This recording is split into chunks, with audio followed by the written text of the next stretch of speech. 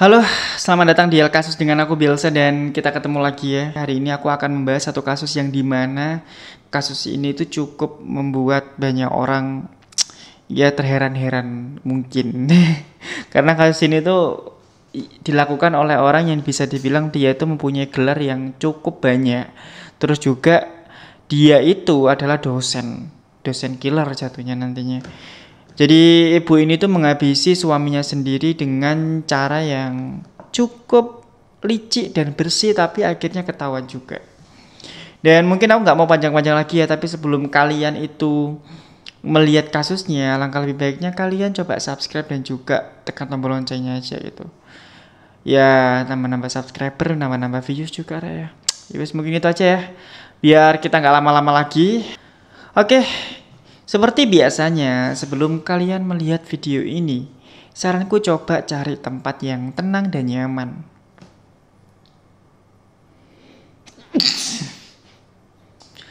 Karena di sini aku akan mengajak kalian berimajinasi tentang kasus ini. Jadi coba bayangkan jika kalian berada di tengah-tengah peristiwa ini dan berikut adalah kasusnya.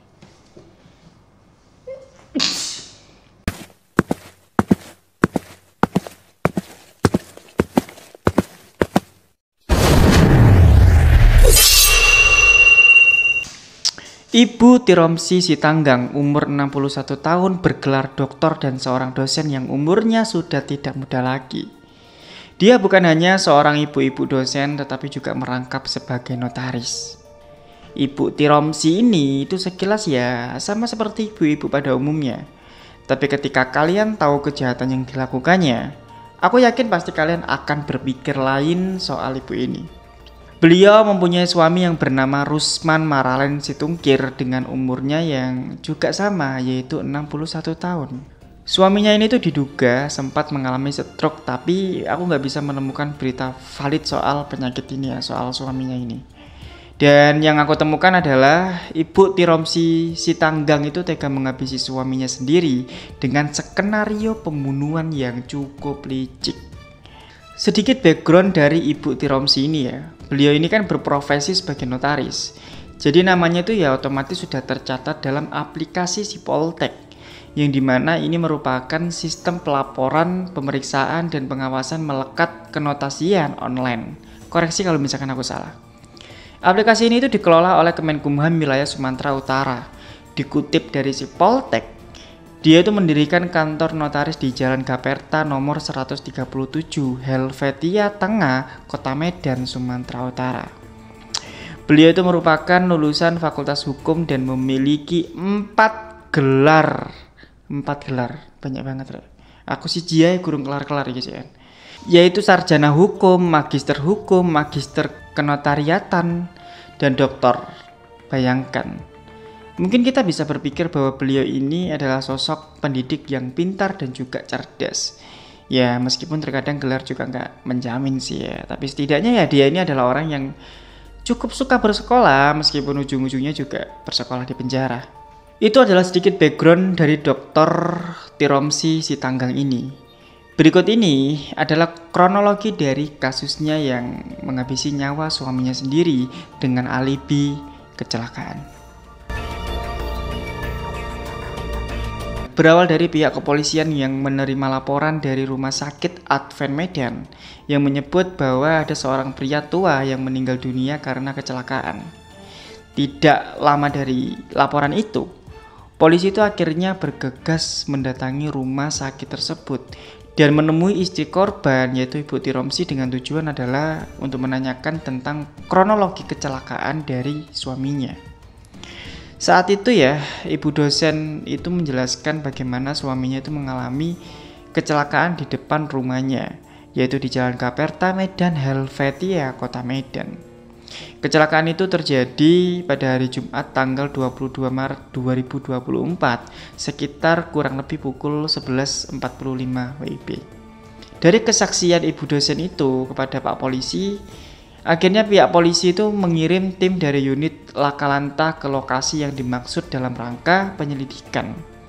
Dengan tujuan ya untuk mengetahui bagaimana detail-detail kecelakaan itu terjadi. Ketika tim tersebut datang ke lokasi dan mengecek semua tempat kejadian dan juga berusaha mencari jejak-jejaknya itu, polisi itu sama sekali tidak menemukan tanda-tanda kecelakaan lalu lintas. Kemudian, untuk memastikan lagi, polisi itu akhirnya kembali lagi ke rumah sakit Advent Medan. Ketika polisi itu sampai di rumah sakit tersebut, ternyata jasad dari Bapak Rusman itu sudah tidak ada.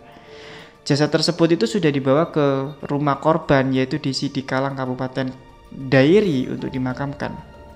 Kita beralih ke rumah di mana jasad korban berada. Pihak keluarga saat itu tidak berpikir apapun soal meninggalnya salah satu keluarganya itu. Namun ya, adik dari korban Rusman itu menemukan kejanggalan, di mana pada saat jasad Rusman Maralen itu mau dikebumikan, adik korban itu menemukan tanda-tanda kekerasan di tubuh jasadnya. Di sini tuh tidak dijelaskan bagian mana tanda-tanda tersebut berada, tapi ketika pihak keluarga menemukan kejanggalan itu ya, akhirnya pihak keluarga itu mencoba untuk membuat sebuah laporan ke Polsek Medan Helvetia. Dari laporan tersebut, petugas polisi itu langsung melakukan penyelidikan dan memeriksa sejumlah saksi yang ada pada saat itu. Kok aku ngomong gelibet banget ya anjir. Penyelidikan polisi itu dilakukan mulai dari tempat kejadian perkara, pemeriksaan saksi, dan juga sejumlah penyelidikan lainnya untuk mengetahui pasti kejanggalan-kejanggalan yang ada. Pada saat polisi itu memeriksa rumah korban, polisi itu menemukan jejak darah yang mengarah keluar rumah. Dan ketika dilakukan pemeriksaan darah itu, ternyata darah itu merupakan darah dari korban Rusman. Polisi yakin bahwa itu bukanlah kecelakaan lalu lintas, dan polisi juga akhirnya melakukan ekshumasi atau membongkar kuburan dari korban. Dugaan polisi ternyata cukup tepat. Ketika dilakukan autopsi, ditemukan banyak luka dan memar yang ada di tubuh korban. Ada luka sobek di bawah mata, luka memar di kepala, dan luka di bagian alat vitalnya juga. Dari hasil penyelidikan ini, polisi itu meyakini bahwa korban itu meninggal karena dianiaya, dan pelaku sementara yang ditangkap adalah istrinya sendiri, yaitu Ibu Tiromsi Sitanggang. Sampai saat ini ya polisi itu masih berusaha mendalami kasusnya. Ya karena gimana ya, karena Ibu Tiromsi sendiri itu masih belum mengakui bahwa itu adalah perbuatannya. Ya karena belum mengakui, sudah pasti juga belum ditemukan motif dari pembunuhan ini, dari kasus ini. Ibu Tiromsi Sitanggang dijerat dengan pasal 340 subs 338 subs 351 ayat 3 KUHP dengan ancaman pidana hukuman mati atau hukuman paling lama 20 tahun penjara. Dalam kasus ini sebenarnya banyak misteri dan plot twist yang masih menjadi misteri. Ya menurutku ya, tindakan polisi itu sudah sangat tepat. Tapi ya susahnya pelaku itu masih belum mengakui. Menurutku juga ini bisa jadi dua ujung mata tombak sih. Antara ibu ini tuh bukan pelakunya atau ada pelaku lain dari kasus ini. Tapi kalau misalkan Ibu Tiromsi ini tuh bukan pelakunya, polisi itu menemukan banyak jejak di dalam rumahnya. Banyak bukti-bukti yang memang bisa disebut itu mengarah ke istrinya. Namun ya aku nggak bisa memberikan pendapat sih ya kalau soal kayak gini.